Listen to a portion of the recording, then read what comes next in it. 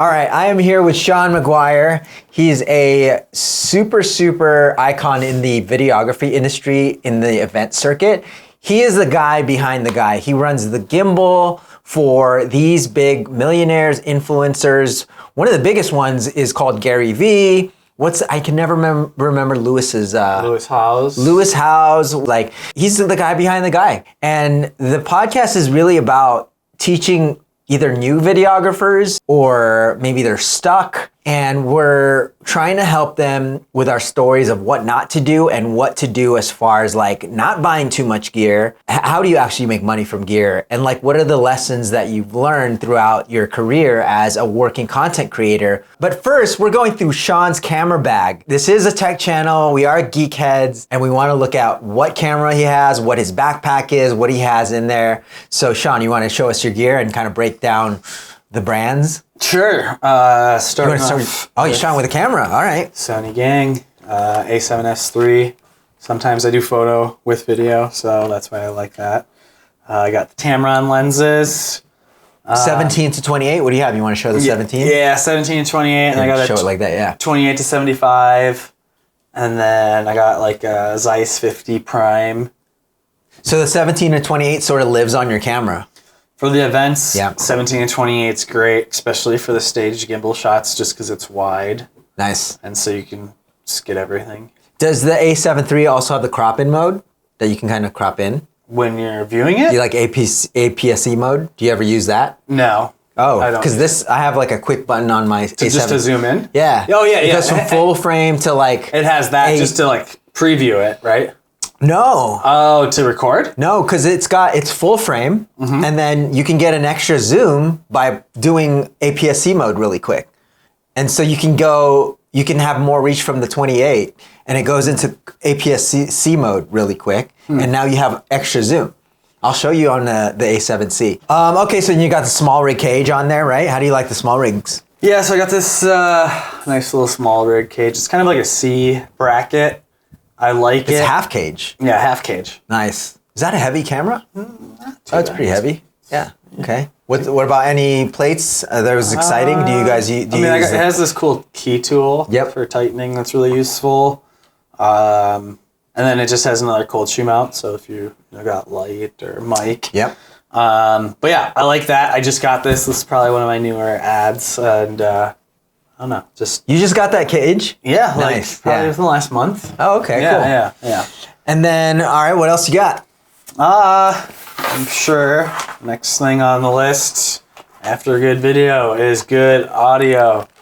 I label my I don't know if you can see it, but I label you have to cover your face for the focus to like, yeah, there you go, something like that. I label my gear. Because when you're doing events and you're out and about, sometimes it's easy to get it mixed up. Well, what is that? That's the DJI? The DJI, 2 mics, one like transmitter, 2 receivers. Okay. Switched recently from the wireless Go 2s to these. Oh, you didn't even have the one like I have. You went from... I had the 1 and the 2 wireless Go's. What's the difference between 1 and 2 that you switched over to the 2? Well, the 2 had 2 mics. Oh, yeah, okay, gotcha. Cool. So then you could... interview more people. But yeah, so this is what I'm rocking with audio. And you got a case for it? That's cool. You want to talk about your Metas over there? I see some Meta glasses. Yeah, I got Team Meta. Team Meta, let's go. Let's record this clip. Boom. By the way, if you ever wanted to buy a Meta glasses, we have an affiliate link below. This is not a paid ad. Don't show me right now. My hair looks crazy. All right. And I see your bag down there. You got a huge... You probably have a bigger bag than I do. Probably. I got a bigger bag than Let's make some room and maybe move your coffee just in case we get... I'm going to make some room for you. All right. Oh, you want the bag up? Yeah, bring it up here because people want to see it. Oh, wow. Okay. Shawn has now left the chair, picking up his massive clamshell multi-zippered bag. Wow. We're going to have to zoom out. Taking up so much of the frame. Here, try to push it back in. Just cheat the angle. It's cool. Yeah, there you go. That'll work. And then put your headphones on. Yeah. All right. So I got the Peter McKinnon bag. Comes with a lifetime warranty. Wow. I've used the lifetime warranty twice. So you have? Definitely. You actually get warranties? Yeah. Wow. I'm really hard on my gear. Really? I'm a really hard user. I've never gotten one warranty in my life. So yeah, this is great. Okay, so it opens up like a clamshell. Yeah. Whoa, look, I like that it's tan. Yeah, so there's tan. I kind of keep everything that's flat in here Yeah. on the side. Yeah. You got zippers on the side. He's got a bunch of lens cleaners. We don't have to bring everything out, Okay. but what do you think? Sort of something. I'll tell you two things that I slept on too late. That if you're guys and girls that are watching want to up their video game, these two things will up your game, and they're not that expensive. First thing is get an ND filter. So when you're outside, you get nicer colors. You can still get that bokeh during the day. Get an ND filter. What's the brand? This is K&F Concept. Cool. They're the affordable brand. This was like a mid-tier. Yeah. Like there's like the real like Polar Pro and then K&F and then like pricey. the $20 ones. All right, so then this next one, I've talked about it before, but it's so great. Hey, let's sample it. I'll show you. If your talent has a lot of shine like brown people do, this is going to be disgusting, okay? Because we were just Take outside. multiple, take We were multiple. just outside in the Las Vegas heat. more. I might need 3. I'll do it, and too. you can see the shine in my head instead of makeup. Like, I'm a very oily person, so it basically takes out some of the oil. Oh, that's so gross. Oh, I like to dab. Look how nasty that is. Yeah, that's a lot. You're oily. I'm Filipino. I'm like an oily person. And, you know, like colored people, like black people and like ethnic people, very, very oily. And this will just help some of the shine on people's faces if you want to do makeup.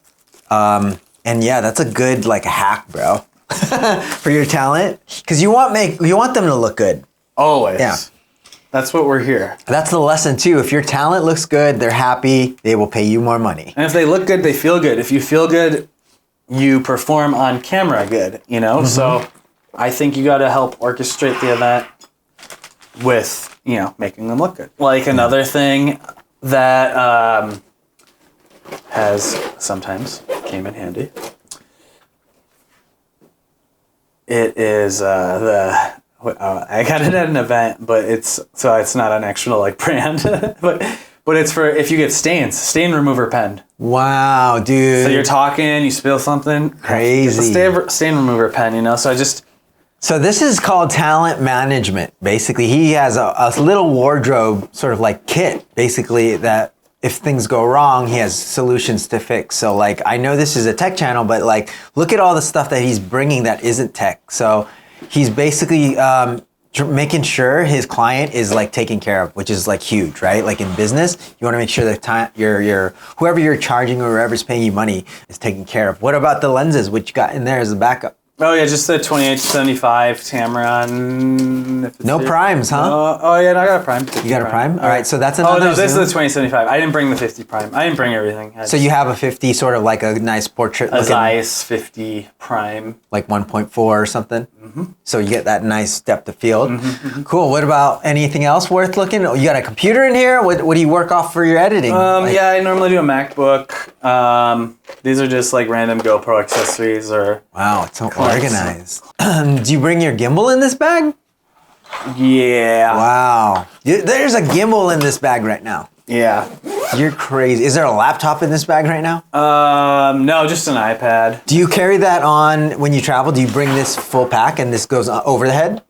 Yeah. Yeah. You don't check it under the plane. No, Ever. no.